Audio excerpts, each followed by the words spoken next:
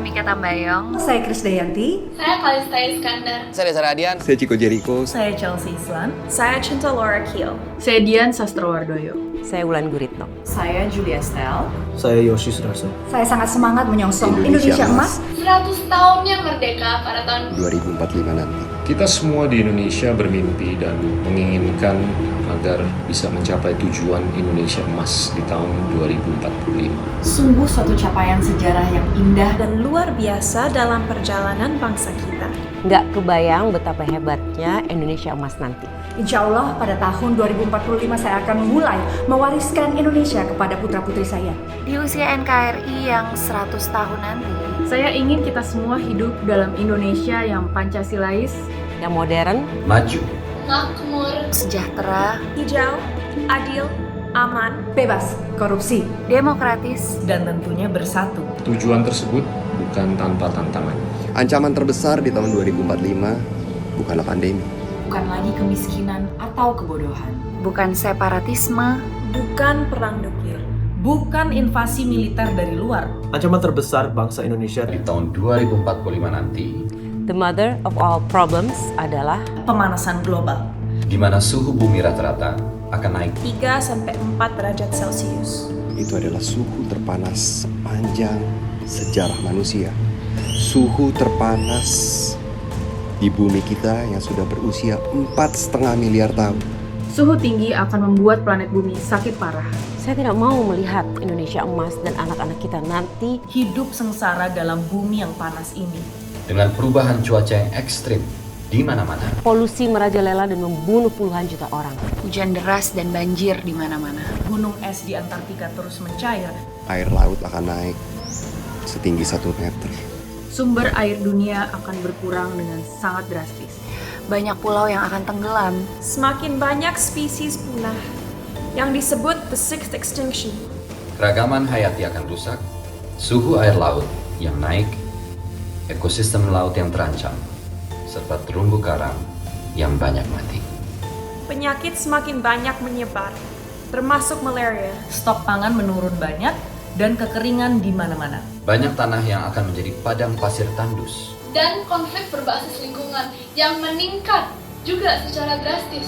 Semua ini akibat ulah manusia. Namun, malapetaka ini dapat juga dicegah oleh manusia. Karena itulah, ayo kita selamatkan Indonesia dari bumi panas. Mari kita mulai mengurangi emisi gas rumah kaca Indonesia.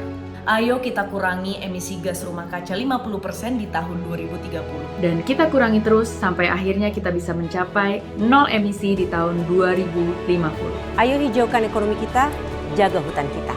Jaga ekosistem laut kita. Kembangkan energi bersih dan kurangi segala emisi karbon dalam kehidupan kita. Sehingga Indonesia Emas 2045 akan hidup dalam bumi yang nyaman, sehat, dan bahagia. Sehingga Indonesia dapat menjadi bagian penting dalam solusi global perubahan iklim. Planet bumi harus kita sembuhkan dari sekarang. Target besar dan mulia ini bisa kita capai. Ayo kita bergotong royong. Selamatkan planet bumi. Selamatkan umat manusia. Selamatkan generasi kita dan generasi seterusnya. Kita sambut Indonesia Emas yang penuh harapan. Selamatkan Indonesia 2045. Sadarkah Anda, kita mungkin adalah generasi terakhir yang bisa hidup dalam dunia bercuaca normal. Kita juga adalah satu-satunya generasi yang bisa menyelamatkan umat manusia dari bahaya bumi mendidih yang menanti kita selamanya di depan. Ayo kita penuhi panggilan planet bumi, panggilan umat manusia, dan panggilan sejarah. Ayo sebarkan pesan ini dan tanda tangani petisi.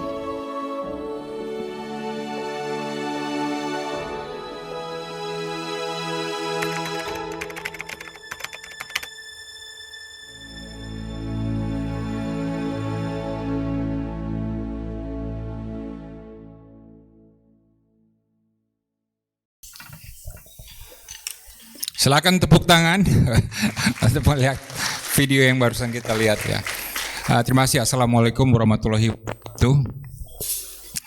Saya sebagai chairman dari Foreign Policy Community Indonesia ingin mengucapkan terima kasih atas kedatangan rekan-rekan sahabat-sahabat semua dalam acara iftar kita hari ini. Saya tahu ada yang 3 jam, 2 jam macet di traffic. Saya juga tadi ambil Gojek ya, karena udah nggak bisa gerak lagi mobil saya gitu. But before that, saya mau say hello dan mengucapkan apresiasi pertama kepada Pak Faiza Shah dari Kemlu yang sebentar lagi akan menjadi duta besar Indonesia di Norway. Can I have you stand up ya? Ya. Kemudian Bapak Duta Besar Sumadi Brotoningrat yang juga merupakan fellow dan advisor dari FPCI, Pak Madi. Ada Dewi Fortuna Anwar, tapi beliau baru datang dan sedang mengambil makanan di luar ya. Also hello to orang tua saya, Bapak Hasim Jalal dan Ibu Zurni Jalal. Mungkin bisa berdiri.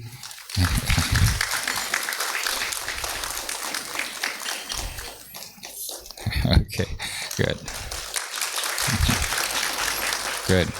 Then I want also to recognize the presence of the diplomats who are here today from Pakistan, from China, from Germany, and from many other countries. So thank you very much for coming, and hope we will see more of you, and thank you for your friendship ya. But basically terima kasih atas semua yang hadir. Oh, Ustadz Ozi di belakang, salah satu alumni dari Abrahamic Circles ya. Dan tentu kita sangat beruntung dapat menerima kunjungan Bapak Habib Husin Jafar. Beliau adalah seorang Habib Ustadz yang muda dan sangat terkenal. Pengikutnya sudah 2,5 juta orang ya, dan saya juga kami di FPCI adalah penggemar beliau, dan terutama juga karena beliau adalah seorang pendekar perubahan iklim ya. Jadi thank you so much ya. Kita hari ini berkumpul untuk membicarakan mengenai amanah Islam menjaga bumi bersama ya. Nah, kenapa tema ini kita ambil?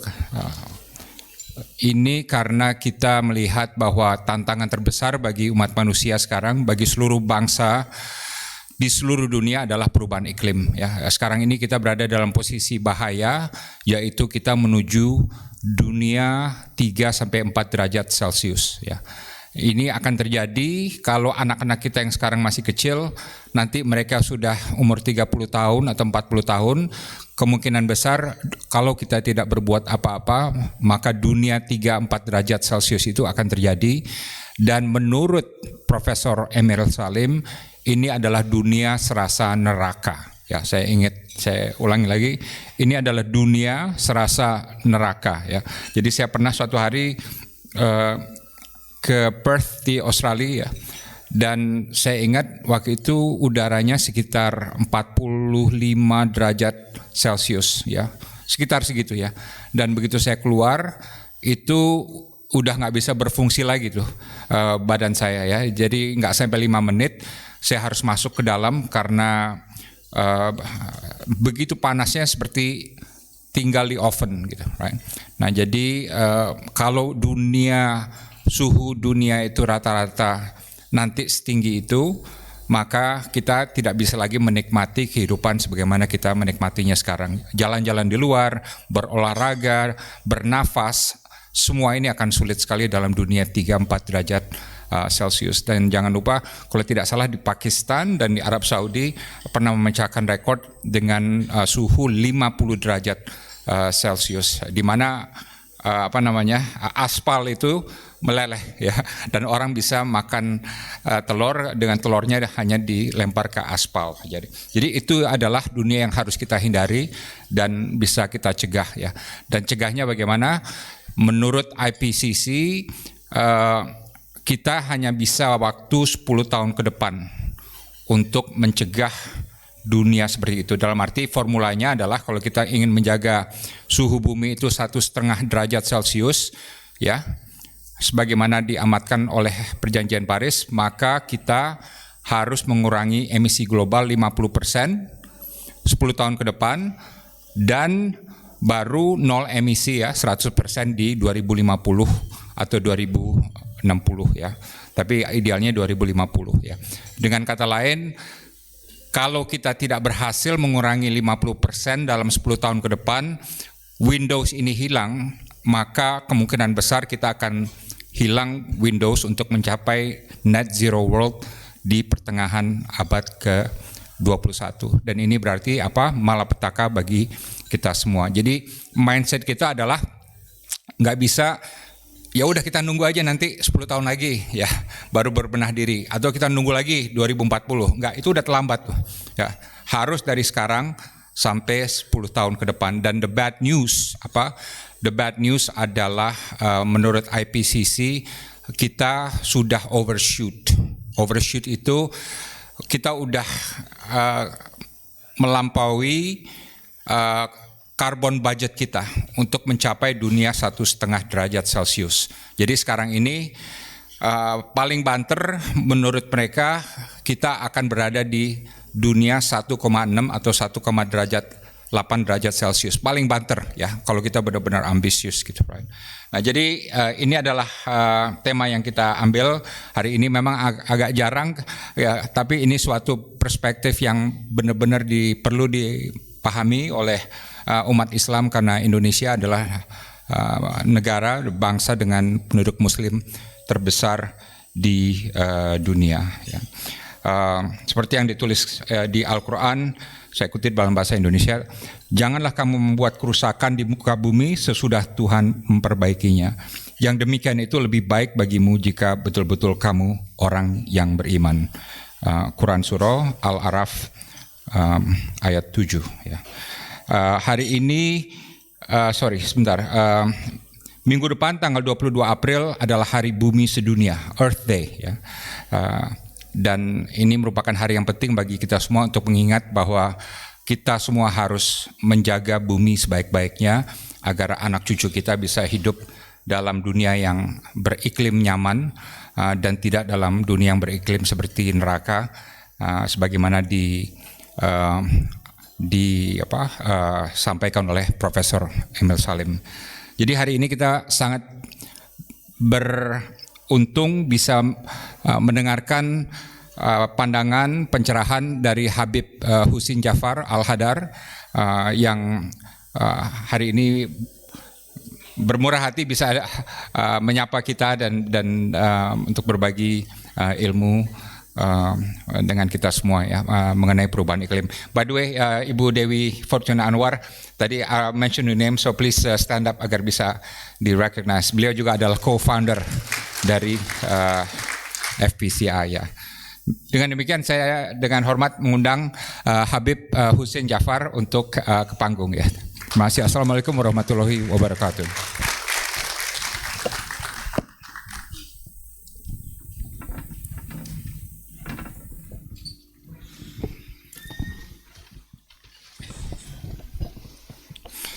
Apa kabar? Kabar baik, Pak Dino. Apa kabar? Baik. Kita semua di FPCI mengagumi Habib dan senang sekali mendengar kultum yang selalu menyejukkan dan memberikan inspirasi bagi kita semua ya. Terima kasih, Pak Dino. Baik, mungkin saya bisa mulai dengan pertanyaan. Menurut Habib, apa tanggung jawab seorang Muslim dalam penjagaan bumi dan aksi iklim? Ya, saya ingin memulai dari sebuah cerita bahwa Nabi Adam dan Siti Hawa, manusia pertama yang diciptakan oleh Tuhan di bumi ini, awalnya ditempatkan di surga sebagai simbol dari kenikmatan tertinggi yang Tuhan janjikan setelah kehidupan sekarang bagi mereka-mereka yang sukses dalam kehidupan di dunia. Dikisahkan dalam Al-Quran dan seluruh kitab suci bahwa pada akhirnya Nabi Adam itu turun ke bumi karena memetik satu buah, yaitu buah khuldi. Maka ini mengundang refleksi bagi kita. Jika seorang mulia bernama Nabi Adam dan Siti Hawa diturunkan dari surga ke bumi sebagai bentuk hukuman karena memetik satu buah, apakah rasional bagi seorang umat beragama, khususnya seorang Muslim, bercita-cita masuk surga padahal dia melakukan penebangan pohon secara ilegal? memetik satu buah aja dia jatuh dari surga. Bayangkan bagaimana orang beragama, khususnya seorang muslim, berpikiran bahwa seorang akan masuk surga padahal dia tidak punya kesadaran lingkungan yang maksimal. Padahal ketidaksadaran ekologi itulah yang menyebabkan seorang Nabi Adam yang telah berada di surga turun ke muka bumi ini. Karena itu saya sering menyebutkan bahwa agama tidak boleh tinggal diam dalam isu lingkungan. Karena itu saya misalnya bersama Pak Gita Wirjawan berbicara di 5 video tentang masa depan agama. Salah satunya menghadapi krisis ekologi. Agama harus berada di garda terdepan, menemani perkembangan sains dan teknologi, agar perkembangan sains dan teknologi itu terus dikawal secara moral oleh agama, tidak mengarahkan perkembangan itu kepada yang namanya chaos. Dan itu terbukti sejak Aufklärung, apa yang disebut dengan masa pencerahan di abad ke-16 hingga kini, dia berinvestasi yang paling besar bagi kerusakan bumi. Sebelumnya, sebelum abad 16, apa yang disebut dengan abad pertengahan atau disindir sebagai abad ke-8 karena agama, khususnya gereja, menguasai kehidupan dunia, itu berabad-abad agama memegang dunia, namun dunia relatif baik-baik saja secara ekologi. Justru perkembangan sains dan teknologi kemudian menjadi petaka bagi dunia. Selama 3 abad mereka menyebabkan kehancuran yang melebihi belasan hingga puluhan abad yang dilalui oleh negara di bawah pengaturan agama. Apakah problemnya adalah sains dan teknologi? Tentu tidak. Apakah problemnya bahwa agama harus berhadap-hadapan dengan sains dan teknologi? Tidak. Bagi saya bahkan bukan relasi konflik, bukan relasi independensi, tapi relasi integrasi yang harus dilakukan antara agama dan sains serta teknologi. Agama harus mengawal sains dan teknologi agar tetap bermoral. Salah satu moralnya itu adalah moral ekologi, dan sains dan teknologi harus mengawal agama agar agama ini tidak diisi dan disesaki oleh mitos-mitos yang berbasis hoax yang membodohi umat beragama. Nah, karena itu agama harus hadir sebagai panglima dalam krisis ekologi ini, dan itu terbukti bagaimana peran agama bukan hanya secara teoritis yang akan saya sampaikan, tapi secara praktis. Bagaimana suatu negara yang kemudian diatur sedemikian rupa oleh nilai-nilai agama, dia bisa terselamatkan dari bencana ekologi. Contoh atas hal ini adalah Bhutan. Bhutan adalah negara dengan gas karbon emisi terendah di dunia. Bahkan dia negatif, minus. Kenapa? Karena dia dikuasai oleh nilai-nilai moralitas berbasis Buddhisme yang kemudian menumbuhkan kesadaran orang-orang di sana bahwa yang dimaksud kemajuan bukan eksploitasi secara membabi buta terhadap bumi, tapi eksploitasi secukupnya untuk kebutuhan, bukan keinginan kita atas bumi ini. Bumi ini, kata Mahatma Gandhi, seorang pendekar Hindu, bahwa cukup bagi seluruh umat manusia yang hanya memenuhi kebutuhannya tanpa ego, tapi tidak cukup bagi segelintir manusia yang begitu tamak mengeksploitasi bumi sedemikian rupa. Karena itu, begitu juga dalam Islam. Misalnya dalam ayat yang dalam satu surat yang sama dibacakan oleh Pak Dino tadi, yaitu surat Al-A'raf, tapi di ayat ke-96. Dan di beberapa ayat yang lain sebenarnya Tuhan berbicara bahwa telah terjadi kerusakan di muka bumi ini yang disebabkan oleh tangan kalian sendiri. Dan kerusakan itu diberikan oleh Tuhan sebagai bentuk kritik kepada manusia agar berhenti melakukan kerusakan itu, dan di ujung ayat ini Tuhan katakan agar mereka kembali lagi memperbaiki bumi. Nah, di sana ada satu kritik kepada kita dari Tuhan, sekaligus ada solusi yang bernilai optimisme, yaitu di ujung ayat itu Tuhan katakan kalian bisa kok kembali. Ini tidak akan mengarah kepada kiamat, ini tidak akan mengarah kepada kehancuran jika kalian mau kembali kepada nilai-nilai moralitas yang berbasis kepada kesadaran ekologi itu. Karena itu tulisan pertama saya kelas 2 SMA di Koran Nasional Suara Karya, saya ingat betul itu tentang kesadaran lingkungan. Saya menulis bahwa berbasis kepada beberapa ayat Al-Quran termasuk surat Al-A'raf ayat 96, pola relasi kita dengan alam semesta itu seharusnya diperbaiki. Karena modernisme itu dengan perkembangan yang dilakukan oleh Kopernikus dan lain sebagainya itu memposisikan relasi manusia dan bumi adalah subjek objek. Bumi seolah-olah diciptakan untuk kita, yang diperkenankan bagi kita untuk mengeksploitasi dan memperkosa sesukanya, sehingga kemudian mengarahkan kepada kehancuran ekologi. Padahal agama seperti dalam surah Al-A'raf ayat 96 tadi telah memberikan penekanan bahwa pola relasi antara manusia dengan alam semesta bukan pola relasi yang subjek objek, melainkan pola relasi yang subjek-subjek. Jika kamu buruk kepada alam, maka alam juga akan memberikan imbas buruk kepada dirimu. Maaf, saya potong. Para waiter yang di belakang, tolong jangan ambil piring-piring. Jadi orang susah dengar Habib ya. Piring-piringnya biarin aja ya, karena saya mau fokus penuh di sini. Iya. Maaf Habib. Iya.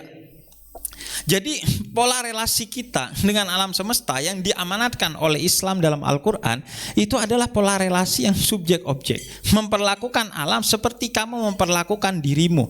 Dan ini dipayungi oleh asas dasar dan utama dalam Islam, yaitu Islam sebagai rahmatan lil alamin, rahmat bagi semesta alam. Tuhan tidak berkata bahwa Islam itu rahmatan lil muslimin, rahmat atau cinta kasih bagi sesama muslim. Bahkan Tuhan tidak mengatakan rahmatan lil insan, cinta kasih bagi sesama manusia. No, Tuhan katakan rahmatan lil alamin, rahmat bagi semesta alam. Bahkan Tuhan katakan sanurihim ayatina fil afaki wa fi anfusihim. Aku sebarkan ayat-ayatku itu bukan hanya di Al-Quran dan kitab suci yang pernah aku turunkan kepada nabi-nabi, tapi fil afak wa fi anfusihim, di dalam dirimu sendiri dan di dalam alam semesta. Karena itu alam semesta ini kita sebut dalam Islam sebagai ayat Tuhan yang disebut sebagai ayat kauniyah, ayat yang disebarkan di alam semesta. Karena itu saya tidak setuju jika ada orang yang melihat penemuan sains dan teknologi kemudian mereka mencocok-cocokkannya dengan Al-Quran. Saya kira tidak perlu, karena pengamatan terhadap alam semesta itu adalah pengamatan terhadap ayat Tuhan sebagaimana pengamatan terhadap Al-Quran dan kitab suci lainnya, sehingga tidak perlu dicocok-cocokkan dengan Al-Quran atau kitab suci yang tertulis, karena semua yang ada di alam semesta ini adalah ayat. Sehingga jika kita tidak baik-baik dalam pola hubungan dengan alam semesta, maka berarti kita merusak pertanda Tuhan yang itu dalam Islam disebut dengan kesyirikan, yang hukumannya adalah abadi di neraka dan tidak akan pernah masuk surga selamanya. Itu ayat-ayat Allah. Karena itu bahkan dalam Islam Tuhan katakan begini, yusabbihu lillahi ma fis samawati wa ma fil ard. Semua yang ada di muka bumi ini, bukan hanya manusia, bukan hanya binatang, bukan hanya tumbuhan, bahkan apa yang kau anggap mati, meja, karpet, batu, itu semua memiliki jiwa yang bertasbih kepada Tuhannya. Sehingga jika kau tidak hormat kepada mereka, jika kau mengeksploitasi batu bara, minyak bumi, jangan kau kira kau bisa seenaknya kepada dia, karena dia sesungguhnya makhluk Tuhan yang juga memiliki jiwa yang bertasbih kepada Tuhan. Jangan anggap makhluk hidup itu hanyalah manusia, hewan dan tumbuhan. Dalam kamus Al-Quran, makhluk hidup itu juga batu bara, minyak bumi, batu, dan segalanya itu memiliki jiwa yang kita harus elok dalam membangun relasi dengan mereka. Karenanya secara hukum Tuhan katakan dalam beberapa ayat yang disebut kemudian maqasidus syariah. Maqasidus syariah itu tujuan dari syariat Islam, yang salah satunya dari 5 ada 6. Yang salah satunya adalah hifdul bi'ah, menjaga lingkungan. Jadi di antara tujuan diturunkannya hukum-hukum Islam itu adalah agar kita punya kesadaran untuk menjaga lingkungan. Sehingga orang yang sholat, zakat, puasa, haji, tapi dia tidak memiliki kesadaran lingkungan, berarti dia tidak menjalankan ibadah itu pada relnya yang bertujuan kepada kesadaran lingkungan. Berarti ada masalah pada ritual yang kita lakukan jika kita tidak memiliki kesadaran lingkungan. Dan mungkin sebagian orang berkata, apalah artinya membangun kesadaran lingkungan kalau itu hanya dilakukan oleh kita sendiri. Egoisme itu adalah musuh utama dalam Islam. Makanya jihadun nafas, jihad perang melawan nafsu atau ego dalam diri, itu jihadul akbar, perang terbesar termulia dalam Islam. Dan kata-kata seperti itu muncul dari egoisme, bahwa kalau mereka tidak, ya saya juga tidak. Orang yang seperti ini biasanya kalau mereka iya, kenapa saya juga? Itu pikiran yang muncul dari egoisme. Padahal Islam sama sekali tidak mengajarkan itu. Sehingga ada kisah seekor burung yang terbang dengan mengambil satu tetes air di sungai, di laut, kemudian dia terbang ke kobaran api yang membakar kekasih Tuhan bernama Ibrahim, kemudian dia teteskan. Ketiga kalinya dia melakukan itu, binatang lain di sampingnya mencibir. Wahai burung, buat apa kau meneteskan air itu setetes demi setetes ke kobaran api yang begitu besar yang membakar Ibrahim itu? Kemudian kata burung, memang tetesan air dari paruhku ini tidak akan memadamkan api yang membakar Ibrahim. Tapi ini adalah satu komitmen moral bahwa saya berpihak kepada kekasih Tuhan Ibrahim, bukan berpihak kepada musuh Tuhan yang membakar Ibrahim. Jadi ketika kita menahan diri untuk melakukan hal-hal yang berorientasi kepada kesadaran ekologi, berorientasi untuk mengurangi gas emisi, mungkin kalau kita yang melakukannya saja, dunia tidak akan berubah. Tapi paling tidak diri kita berubah. Bahwa kita menjadi baik di mata Tuhan. Dan ada satu orang ketika umur 20 tahun berpikir ingin mengubah dunia. Hingga umur 30 tahun dunia tidak berubah. Mungkin terlalu besar katanya. Kemudian dia mengubah pikirannya, saya mau mengubah negara saya saja. Hingga 40 tahun negaranya tidak berubah. Akhirnya dia katakan, mungkin terlalu besar, saya mau mengubah kampung saya. Hingga umur 50 tahun kampungnya tidak berubah. Dan akhirnya dia katakan pada dirinya, saya mau mengubah diri saya sendiri. 2 tahun dirinya berubah dan menjadi inspirasi bagi perubahan dunia. Semua dimulai dari diri kita sendiri. Mari berikan tepuk tangan. Dan by the way, nanti yang mau mengajukan pertanyaan silakan nanti angkat tangan. Dengan senang hati kami akan meminta Habib untuk mencoba menjawabnya ya.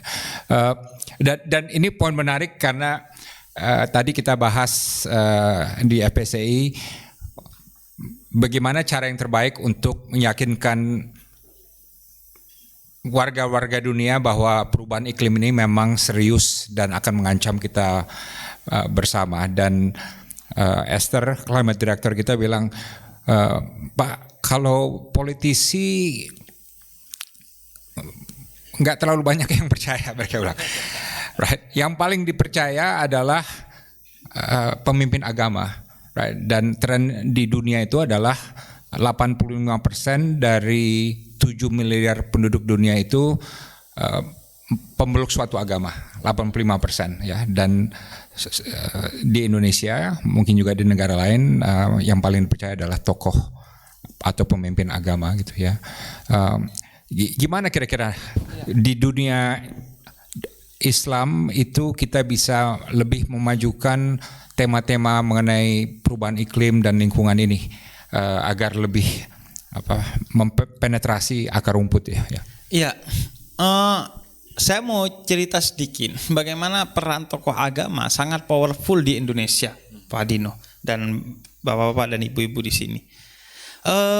Di awal-awal COVID, Facebook itu melakukan campaign untuk kita tetap di rumah. Selama 1 tahun campaign itu dilakukan di Indonesia, namun ada banyak masukan kepada mereka terkait campaign itu di tahun selanjutnya. Kemudian di tahun selanjutnya, sekitar 1 tahun yang lalu, Facebook kemudian berdiskusi bersama saya tentang strategi untuk mengajak orang berada di rumah selama COVID-19. Dan saya kemudian memberikan satu strategi bahwa mari kita bikin campaign keluar rumah itu dosa. Mungkin orang tidak takut kepada hukum, tapi orang takut kepada dosa. Dan akhirnya berlangsunglah campaign Facebook Indonesia bahwa keluar rumah melawan COVID itu dosa. Dan akhirnya campaign itu berlangsung selama 6 bulan. Dan dari hasil meeting kami bersama Facebook Indonesia di Bali beberapa bulan yang lalu, itu mereka mengapresiasi begitu besarnya pengaruh campaign itu. Jadi pada prinsipnya saya setuju bahwa tokoh agama mereka adalah orang yang berperan besar bagi umatnya. Karena kenapa? Karena pertama modal mereka adalah Tuhan. Sehingga ketika orang itu menyampaikan satu gagasan, mereka harus diterima gagasannya, karena kalau tidak, maka orang akan berpikir saya menentang Tuhan. Karena itu kata seorang filosof Ibnu Rushd, berhati-hatilah ketika seorang tokoh agama berbicara, karena bau anyir seperti apa akan tercium wangi ketika ia dibungkus oleh agama. Makanya hoax yang mengatasnamakan agama itu begitu mengerikan. Politik yang dibungkus pakai agama itu begitu mengerikan. Karena ketika orang berkontestasi di politik, ketika disusupi oleh agama, maka seolah-olah itu kontestasi tentang yang benar dan yang salah, yang surga dan yang neraka. Begitu juga hoax, ketika mau diuji, kamu gak percaya agama, ini agama loh yang bicara. Nah karena itu, jika agama kemudian digunakan untuk hal-hal yang positif sebagai campaign, bagi satu campaign yang positif, itu sangat powerful. Kemudian yang kedua juga karena tokoh agama itu relatif memiliki trust. Mereka dipercaya bahwa mereka orang yang baik, yang pantas menyampaikan kebaikan. Kita ingin sedikit melepaskan dari oknum-oknum tokoh agama yang bermasalah. Tapi secara umum tokoh agama lebih bisa didengar suaranya karena dianggap seorang suci yang memiliki trust di publik. Dan kemudian yang ketiga, tokoh agama adalah orang-orang yang harus kita akui mereka memiliki circle yang sangat kuat. Circle dalam majelis, circle dalam masjid, circle di musola, circle di tarikat. Tarikat itu satu lingkaran spiritualitas yang mereka memiliki ketaatan yang penuh kepada tokoh agama itu. Prinsip mereka adalah sami'na wa ata'na. Apa yang dikatakan oleh pemuka agama saya akan dengarkan dan taati sepenuhnya, bahkan tanpa saya berpikir. Nah karena itu tokoh agama seharusnya berperan penting dalam hal ini. Namun memang belum masif dan maksimal serta efektif campaign-campaign yang dilakukan tokoh agama. Bahkan ya kesadaran tokoh agama tentang ekologi itu masih rendah sekali. Saya nyaris tidak pernah ketemu khutbah Jumat yang bicara tentang kesadaran ekologi. Mungkin perlu kita bekerja sama dengan Kementerian Agama, MUI, kemudian Dewan Masjid Indonesia dan lain sebagainya untuk memastikan tidak ada 1 bulan yang Jumatannya tidak satu diselipkan nilai-nilai kesadaran tentang ekologi. Bayangkan Muslim di Indonesia itu jumlahnya 80% mungkin, dan tidak ada yang tidak sholat Jumat. Kalaupun karena 3 kali tidak sholat Jumat dihukumi kafir seorang Muslim itu, maka mereka relatif. Bahkan banyak Muslim yang mungkin nggak sholat subuh tapi sholat Jumat dia. Iya. Kalau sholat Jumat, lu gak sholat Jumat, wah bahaya bro, gimana sih? Tapi dibangunin sholat subuh, biasa aja sih. Sholat Jumat itu adalah satu komunitas yang bisa menjadi titik campaign yang begitu dahsyat. Katakanlah jumlah perempuan muslim itu separuhnya, berarti 40% dari warga Indonesia setiap minggu melakukan sholat Jumat. Jika setiap bulan 1 kali aja ceramahnya disusupi nilai-nilai kesadaran ekologi, maka ini akan menjadi satu campaign yang positif. Belum lagi kita bicara tokoh agama di media sosial. Sekarang itu sangat dipertimbangkan. Saya melihat tokoh-tokoh agama itu followersnya bisa jutaan, share-nya bisa miliaran, dan lain sebagainya. Karena itu saya kira penting untuk pertama kali kita membangun strategi, membangun kesadaran ekologi di tokoh agamanya terlebih dahulu, agar kemudian mereka menggiring, mendidik dan mengajak umatnya untuk juga memiliki kesadaran ekologi. Teorinya teori gelas kosong. Kalau gelas kosong, dia tidak akan bisa memberikan air kepada gelas yang ada di sampingnya. Kalau tokoh agamanya masih kosong kesadaran ekologinya, dia tidak akan mungkin bisa menyuntikkan kesadaran ekologi kepada umatnya. Tapi kalau tokoh agama, saya bayangkan mendengar paparan Pak Dino yang mungkin tadi 5 menit atau 10 menit, saya rasa itu akan menjadi bekal yang baik untuk khutbah Jumat, untuk khutbah Idul Fitri dan lain sebagainya. Dan saya termasuk seorang yang mungkin cukup memiliki kesadaran lingkungan. Sudah 2 tahun saya memiliki campaign untuk kurban tidak dibagikan dengan plastik. Karena begitu bahayanya limbah plastik itu, sehingga kita telah mengubah pembagian daging kurban itu pakai besek yang dari bambu itu, agar tidak menjadi bahaya bagi lingkungan. Saya juga sudah 2 tahun melakukan campaign penyembelihan hewan kurban di tempat penyembelihan hewan kurban agar tidak mengotori lingkungan. Dan saya kemana-mana campaign untuk mengganti satu edukasi, bukan membuang sampah pada tempatnya, tapi menempatkan sampah di tempatnya. Beda kata, membuang berarti sampah itu tidak berguna, dan itu akan menjadi beban yang cukup serius bagi kita di masa depan. Bahkan sampah di Bandar Kebang itu akan menjadi masalah yang besar 5 tahun ke depan jika tidak diurai permasalahan ini oleh pemimpin-pemimpin kita. Bayangkan sampah di seluruh Indonesia atau seluruh dunia. Karena itu mungkin kita perlu mengubah bahasa yang kita harapkan, mengubah perspektif dan perilaku kita tentang sampah, bahwa sampah itu bukan dibuang tapi ditempatkan. Karena sampah itu ada nilainya. Dia menjadi sampah karena awalnya kita menyebut dia sampah, karena pola pikir kita yang menyampahkan dia, karena pola perilaku kita yang memposisikan dia sampah. Padahal kalau kita posisikan dia bukan sampah, dia menjadi kerajinan tangan, dia menjadi gas, dia menjadi sumber energi dan lain sebagainya. Dan itu perintah Quran. Kata Quran, innal mubadzirina kanu ihwanus sayatin.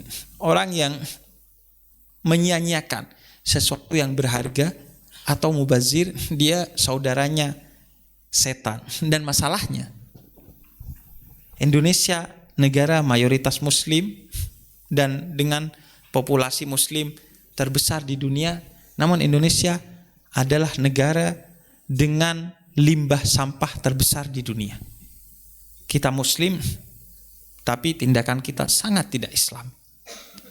Kita muslim, ayat pertamanya bacalah, tapi kita adalah negara dengan minat baca terendah di dunia. Problemnya jarak antara agama dengan umat beragama. Orang beragama tidak menjalankan apalagi merepresentasikan agamanya. Inilah poinnya menurut saya. Maka harus terjadi kerjasama. Karena tokoh agama kan mungkin tidak memiliki pengetahuan yang cukup tentang apa yang tadi dipaparkan. Dan mungkin mereka gak menganggap, dunia saya sedang baik-baik saja, anak saya akan besar seperti umumnya anak-anak sebelum saya dan lain sebagainya. Jika mereka tahu, saya yakin mereka langsung mengubah tema pidato mereka atau khutbah mereka bahwa kiamat di depan mata, kata mereka. Mari bersiap-siap. Dan memang begitu kenyataannya. Baik. Terima kasih, dan ini sesuai dengan disampaikan Pak Yusuf Kalla. Pak Yusuf Kalla itu pernah bilang untuk orang Indonesia itu harus ada krisis dulu, mayat harus bergelimpangan di jalan baru orang sadar bahwa ada krisis. Padahal seharusnya lebih baik kita mengantisipasi bahwa akan ada tragedi dan berusaha untuk mencegahnya ya. Jadi benar sekali apa yang disampaikan oleh Habib Jafar. Ada yang mau bertanya silakan angkat tangan. Wah, ini udah banyak sekali. Oke, saya minta ibu yang di tengah ya. Dan pemuda baju biru yang di belakang, maaf dia duluan tadi ya. Ibu yang jilbab biru ya, dan kemudian yang di belakang kacamata ya. Saya ambil 4 dulu secara bersamaan dan nanti akan dijawab secara bersamaan oleh Habib Jafar. Ibu yang di tengah perkenalkan diri dan saya tidak mau dengar pidato Bu ya, pertanyaan ya. Oke. Saya izin buka HP untuk mencatat pertanyaan. Silakan. Bismillahirrahmanirrahim. Assalamualaikum warahmatullahi wabarakatuh. Terima kasih kesempatannya Pak Dino Patijala dan Habib Hussein. Masya Allah pencerahannya. Kemudian yang dapat saya simpulkan dari Habib Hussein adalah bahwa kita sebagai Muslim, kebetulan saya Muslim. Maaf, nama saya Purwi Lestari Handayani. Ya, saya dari Cijantung. Bahwa memang kita harus mempraktekkan apa yang sudah kita komitmenkan, yaitu dengan syahadat berarti kita harus sebagai khalifah di muka bumi membawa rahmatan lil alamin. Salah satunya adalah perintah Al-Quran dan hadis, kalau nggak salah ada 5, salah satunya Al-A'raf 56, bahwa kita harus menjaga bumi, lingkungan, tidak hanya untuk manusia, bahkan untuk hewan semua. Tadi yang Habib bilang termasuk tumbuhan, bahkan benda mati sekalipun batu dan sebagainya. Berkaitan dengan lingkungan, kondisi saat ini juga prediksi dari National Geographic yang saya baca bahwa dalam waktu dekat kemungkinan pelan-pelan akan terjadi pemanasan global. Ada mungkin yang mendebat kontra itu malah kebalikannya bilangnya pendinginan global.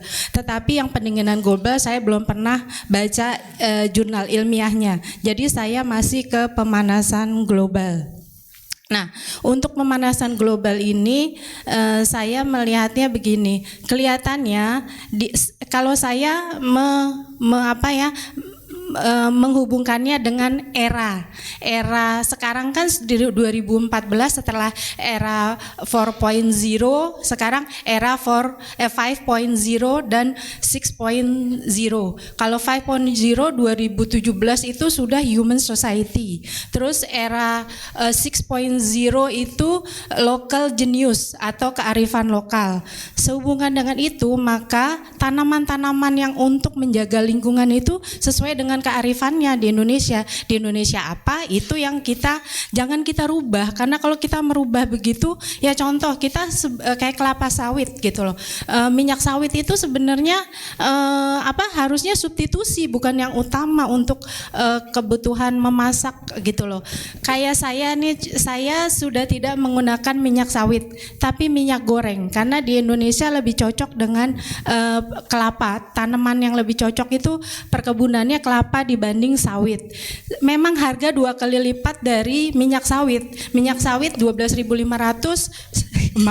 kelapa 2 kali lipat. Apanya harus ditutup segera Bu? Ada pertanyaan atau gimana? Sebenarnya pertanyaan saya adalah mohon ulama dalam ini kan, kalau peradaban Islam zaman dulu ulama menguasai semua ilmu, nggak hanya ilmu agama, juga ilmu muamalah termasuk terapan kayak Ibnu Rushd, Ibnu Khaldun, Haytham, semuanya dia menguasai bermacam ilmu sebagai pusat ilmu. Jadi memang kita membutuhkan ulama-ulama seperti Habib yang mau juga mendakwahkan mengenai lingkungan. Juga di sekolah-sekolah jangan hanya wacana, tetapi kita contohkan, bahwa kita contohkan diri sendiri dulu, baru lingkungan. Kalau kita sudah bisa, kita dakwahkan keluarga, baru lingkungan dan masyarakat besar. Itu jadi saya sih lebih menyerukan kepada ilmu terapannya, tidak hanya wacana mengenai global warming ini. Terima kasih Bu. Terima kasih. Bu. Wassalamualaikum warahmatullahi wabarakatuh. Waalaikumsalam. Silakan Mas, perkenalkan diri. Baik, terima kasih Pak Dino Patijalal. Perkenalkan, nama saya Ben Barka dari Jeda Untuk Iklim, sebuah gerakan yang berkoalisi dengan NGO maupun CSO lainnya untuk bergerak bersama melawan krisis iklim. Pak Dino Patijalal dan Habib Hussein izin dua orang di depan ini merupakan inspirasi saya karena Pak Dino Patijalal melalui FPCI selalu teguh di perjalanannya mendukung aksi-aksi iklim, dan Habib Hussein Jafar juga melalui program dengan Pak Gita Wirjawan. Saya tonton semua termasuk yang terbaru Rethinking Ramadan tentang bagaimana manusia menjaga lingkungan. Tapi saya penasaran, Bib, yang saya penasaran adalah ada nggak sih sebenarnya, tadi kan kita berbicara tentang bagaimana agama ini sebenarnya mempunyai power yang cukup kuat untuk menyadarkan manusia secara keseluruhan. Apakah ada kisah atau inspirasi bagi kita dari Nabi atau Rasul yang pernah dilakukan untuk menjaga lingkungannya pada zaman itu, mungkin walaupun mungkin belum ada awareness pada saat itu tentang iklim, tapi apakah ada yang bisa menjadi inspirasi bagi kita sekarang? Terima kasih Pak Dino dan Habib. Assalamualaikum warahmatullahi wabarakatuh.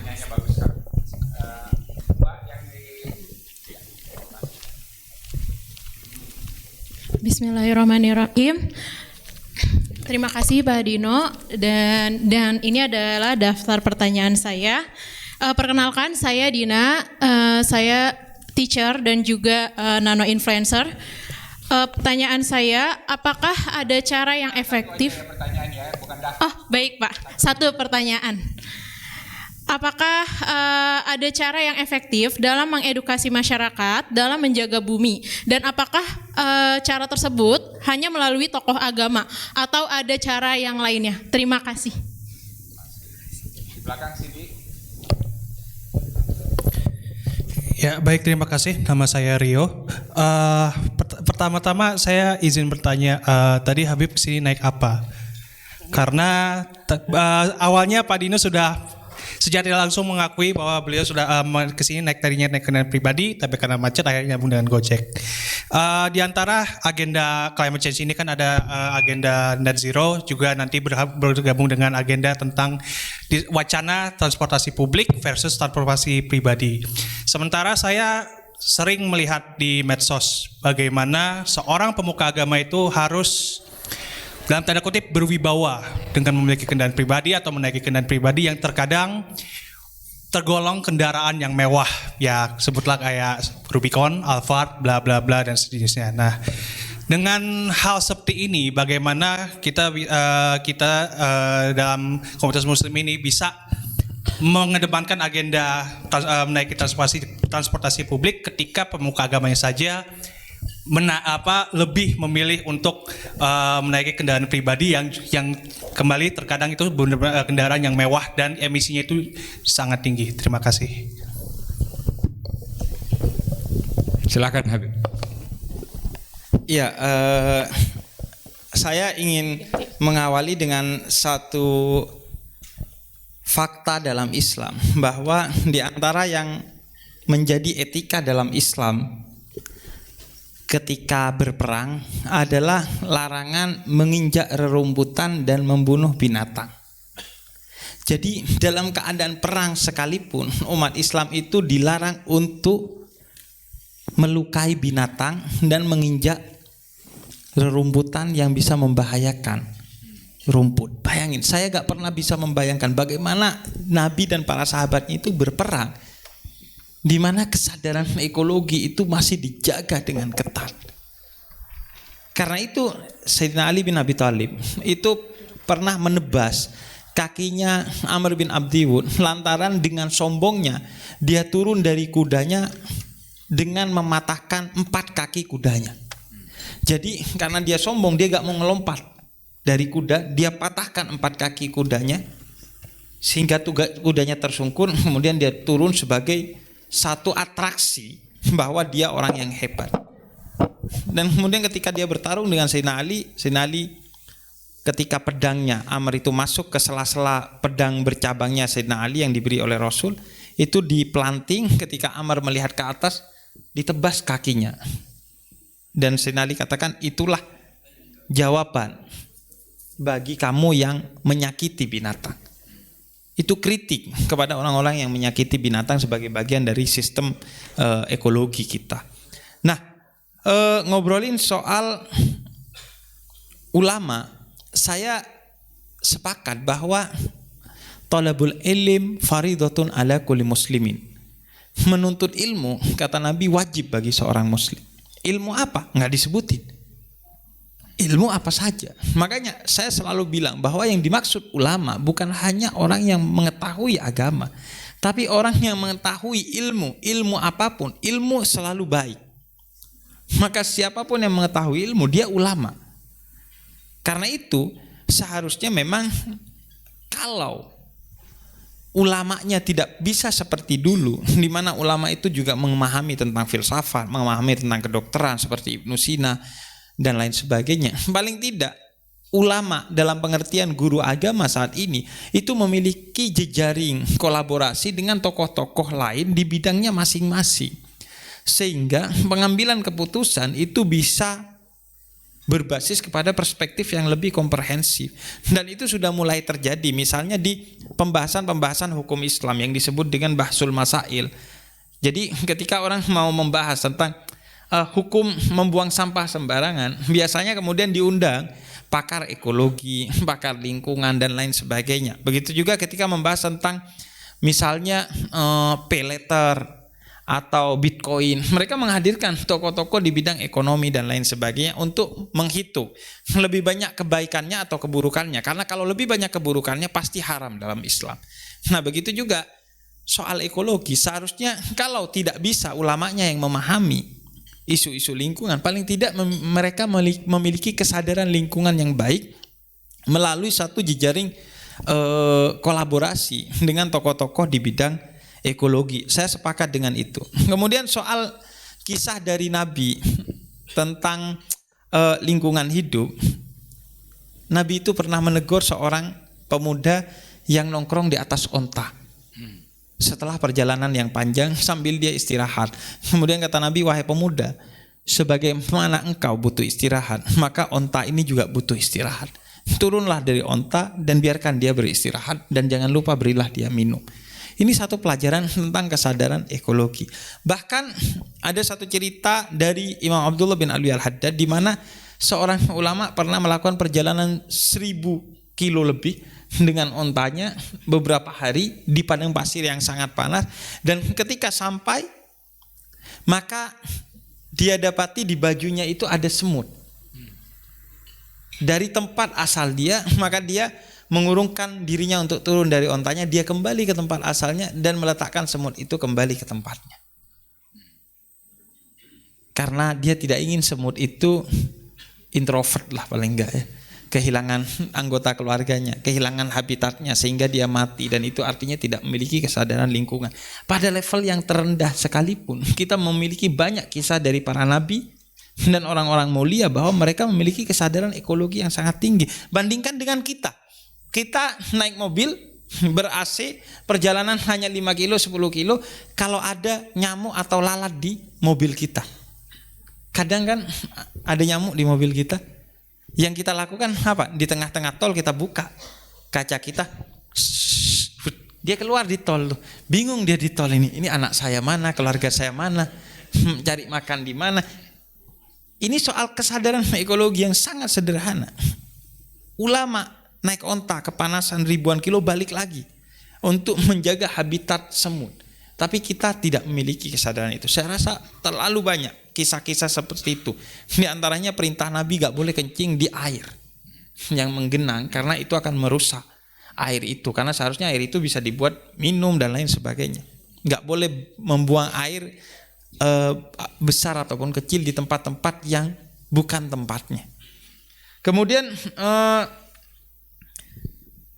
soal kolaborasi sudah saya sebutkan tadi bahwa kita penting berkolaborasi dengan semua insan.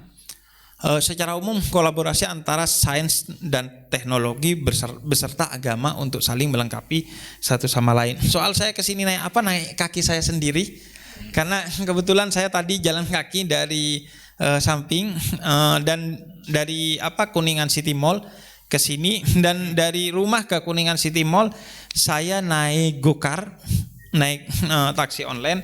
Kebanyakan saya naik motor, saya kemana-mana saya sampai di endorse salah satu merek motor di Indonesia karena saya itu kemana-mana naik motor. Bagi saya itu efektif, efisien dan lain sebagainya. Saya bukan orang yang membesarkan diri dengan pencitraan. Bagi saya orang kecil membesarkan diri dengan pencitraan, tapi orang besar membesarkan diri dengan kerendahan hati. Saya rasa itu poinnya.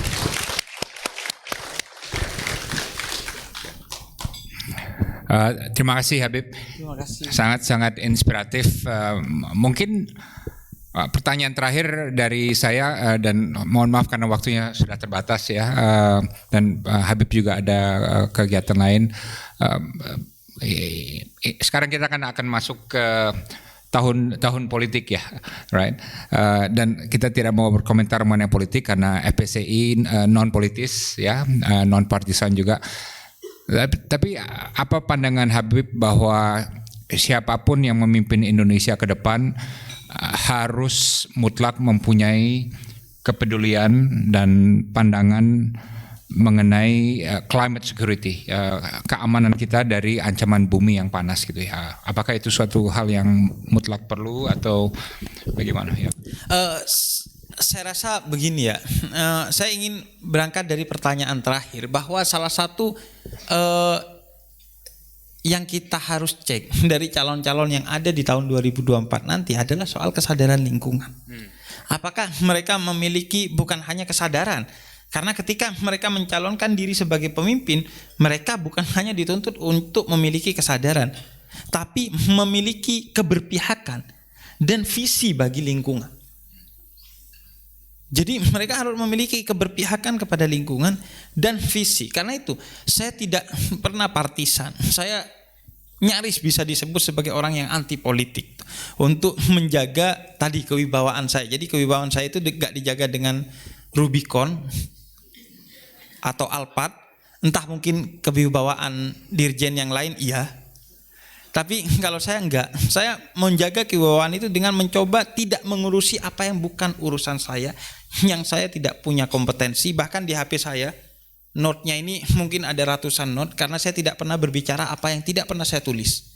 Semua yang saya bicarakan saya tulis, karena apa yang kamu bicarakan kalau tidak pernah kamu tulis, kamu akan rawan berbicara tentang sesuatu yang tidak kamu ketahui, hingga tapal batas yang berbicara adalah egomu bukan ilmumu. Nah karena itu saya selalu bilang, saya tidak peduli dengan siapa yang mencalonkan, tapi yang saya peduli adalah nilai. Keberpihakan kita bukan pada orang, tapi kepada nilai. Anda bisa saja satu hari memilih si A dan esok hari memilih si B. Itu bukan kemunafikan, tapi satu konsistensi kepada nilai, pada ideologi. Apa nilai yang mereka tawarkan sebagai visi misi mereka di politik itu, bukan kepada orangnya. Karena itu nggak apa-apa berpindah-pindah orang, tapi tidak pernah berpindah-pindah nilai. Itu poinnya. Nah, salah satu nilai itu adalah kesadaran ekologi. Kalau mereka nggak punya kesadaran ekologi, bisa berantakan ini bangsa. Karena begini, tadi saya sempat menyinggung tentang maqasidus syariah, 6 tujuan syariat. Salah satunya adalah hifdzul bi'ah, menjaga lingkungan. Yang 5 itu hifdzun nafs, menjaga jiwa, nggak boleh ada yang dilukai atau dibunuh. Yang kedua hifdzul akal, menjaga pemikiran. Yang ketiga hifdzuddin, menjaga agama. Yang keempat hifdzul mal, menjaga harta. Dan yang kelima hifdzun nasl, menjaga garis keturunan. Dasarnya dari semua itu adalah hifdzul bi'ah menurut saya. Jika tidak ada lingkungan yang mau kita tempati, apakah kita bisa berpikir? Apakah kita bisa menjalankan agama? Apakah harta kita bisa kita nikmati? Apakah keturunan kita bisa dijaga? Apakah jiwa kita bisa hidup tanpa ada lingkungan? Maka dasar dari semua prinsip dalam agama itu adalah adanya lingkungan. Ketika lingkungan itu tidak ada, maka kita gak bisa melakukan apa-apa, even ibadah sekalipun, even hidup sekalipun. Karena itu kata Nabi, Muslim cirinya itu man salimal muslimuna min yadihi walisani. Seorang Muslim adalah seorang yang memberikan keamanan bagi apapun yang ada di sekitarnya, termasuk lingkungan. Dan saya rasa ini yang paling mendasar, lingkungan dari tangannya. Ketika tangannya mencelakakan lingkungan, maka dia mencelakakan dirinya sendiri sebenarnya. Di Quran itu logikanya begitu. In ahsantum ahsantum li anfusikum wa in asatum falaha. Kalau kamu berbuat baik, kebaikan kembali kepada dirimu. Begitu juga sebaliknya. Islam itu memang tidak mengenal hukum karma, tapi Islam itu mengenal hukum karena. Karena kamu baik, maka kamu akan mendapatkan kebaikan. Karena kamu buruk, maka kamu mendapatkan keburukan. Dan dalam Islam ada teori spiritualitas yang disebut dengan wahdatul wujud, bahwa kita ini satu. Saya, Pak Dino, Anda semua, meja ini, hewan, binatang, air ini, botol ini, semua kita satu. Sebagai manifestasi dari Tuhan yang kita akan kembali nanti semua kepada Tuhan itu. Itulah kesadaran dasar kita, bahwa kalau saya menyakiti Pak Dino, saya menyakiti diri saya sendiri. Ketika saya menyakiti binatang, tumbuhan, dan saya tidak berbaik-baik kepada alam semesta, yang pertama dan utama dirugikan adalah diri kita sendiri. Maka kesadaran lingkungan itu bahkan dalam perspektif yang pragmatis sekalipun dia masih harus dijaga, apalagi yang perspektifnya idealis. Kita berpikir pragmatis aja. Kalau kamu merusak lingkungan, kamu merusak dirimu sendiri, selesai. Udah kita nggak jauh bicara agama, nggak jauh bicara idealisme dan lain sebagainya. Seorang yang bodoh saja yang dia melakukan kerusakan lingkungan karena dia merusak dirinya sendiri. Selesai itu. Karena itu kalau agama saja dasarnya adalah kesadaran lingkungan, apalagi negara.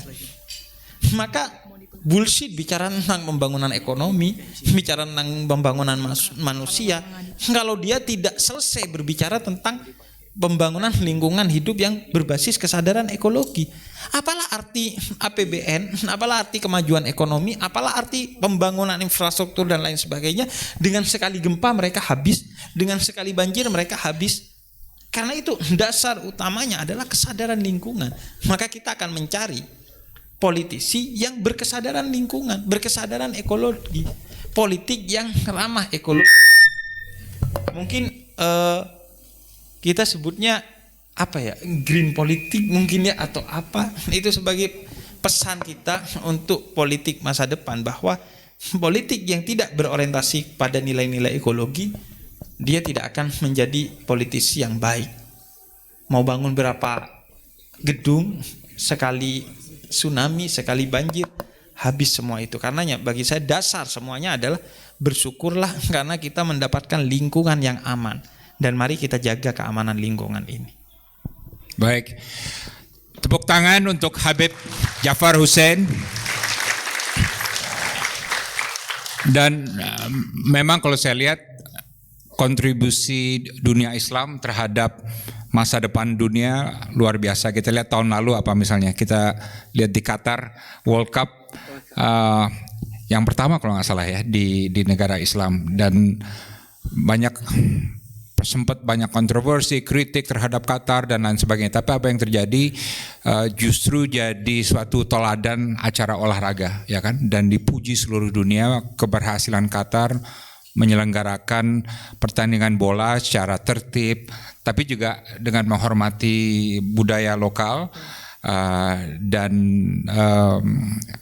terlihatan sekali bahwa semangat Islami itu benar-benar membuat World Cup menjadi suatu acara dunia yang sukses. Dan tahun ini giliran Emirat akan menjadi tuan rumah dari konferensi akbar PBB mengenai perubahan iklim, ya. Dan Emirat adalah negara gas, negara fossil fuel, ya. Tapi mereka sudah mengambil keputusan, mereka akan berada di garis terdepan politik atau upaya dunia untuk mencapai climate security, net zero world, ya. Jadi semua negara-negara ini, semua bangsa dan komunitas di dunia sekarang sedang bersatu untuk mencapai net zero world, ya, dunia nol bersih. Bahkan Pak Emil Salim bilang jangan nol bersih dong, negative zero. Jadi ya negative zero. Jadi jangan berimbang, justru lebih banyak kita yang kita serap daripada yang kita lontarkan emisi tersebut. Saya ingin mengingatkan tanggal 24 Juni nanti, mohon kalau ada posternya ya mengenai Net Zero Summit, tanggal 24 Juni FPCI akan mengadakan Indonesia Net Zero Summit, di mana kita akan mengumpulkan para pemimpin politik, aktivis lingkungan, LSM, akademisi, think tank, dan juga pemimpin agama untuk sama-sama kita berembuk mengenai bagaimana Indonesia bisa menjadi pelopor yang luar biasa, terdepan dalam upaya umat manusia untuk mencapai Net Zero World. Ini suatu tujuan yang mulia bagi kita semua, dan saya juga senang bahwa pemerintah sekarang telah mempunyai Net Zero target ya, 2060 atau lebih awal. Mungkin sebelum menutup, saya mau recognize para diplomat yang tadi hadir, mungkin secara khusus saya minta DCM Pakistan, thank you for coming. Can you stand up? Yes. DCM dari Mesir, Egypt. May I ask you to stand up just to be recognized? Yes, thank you very much. Good. A diplomat from China. Yeah, please. Yeah. Uzbekistan. Germany. Yeah, Christoph. Yeah. Australia. Okay. Japan. Okay, I'm missing one or two. Forgive me, but thank you all for coming to our event. Dan finally, kita ada gift untuk Habib Jafar Hussein.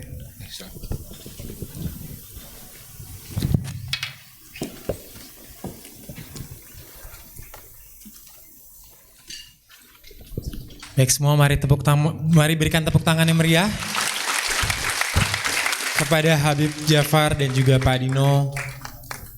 Jadi saya mau cerita sedikit, ini konsep mengenai nasionalisme iklim. Intinya kalau kita memang nasionalis, kita harus peduli mengenai iklim, karena Indonesia Emas 2045 itu tidak mungkin survive kalau kita hidup dalam dunia 4 derajat Celcius. Tidak mungkin, mustahil. Ya, jadi kalau kita nasionalis, kita harus menjaga suhu bumi 1,5 derajat. Mungkin lebih dikit nggak apa-apa ya, kita masih agak meleset ya. Tapi sekitar itu harus, dan Indonesia harus mencapai Indonesia Net Zero di tahun 2050. Bukan 2000, pemerintah masih bilang 2060. FPCI bilang nggak cukup. Kalau kita menjadi pelopor harus 2050 bahkan 2045. Banyak negara-negara yang maju sudah bilang bahkan 2035 mereka bisa net zero ya. Jadi Indonesia kalau menjadi pemimpin di sana kita harus ambisius, bukan 2060, 2050. Oke. Terima kasih. Assalamualaikum warahmatullahi wabarakatuh.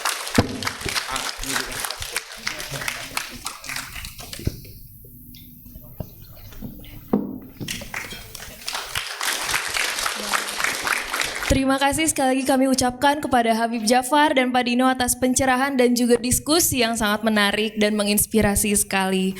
Hadirin sekalian, mari kita beri tepuk tangan sekali lagi untuk Habib Jafar dan Pak Dino Patijalal.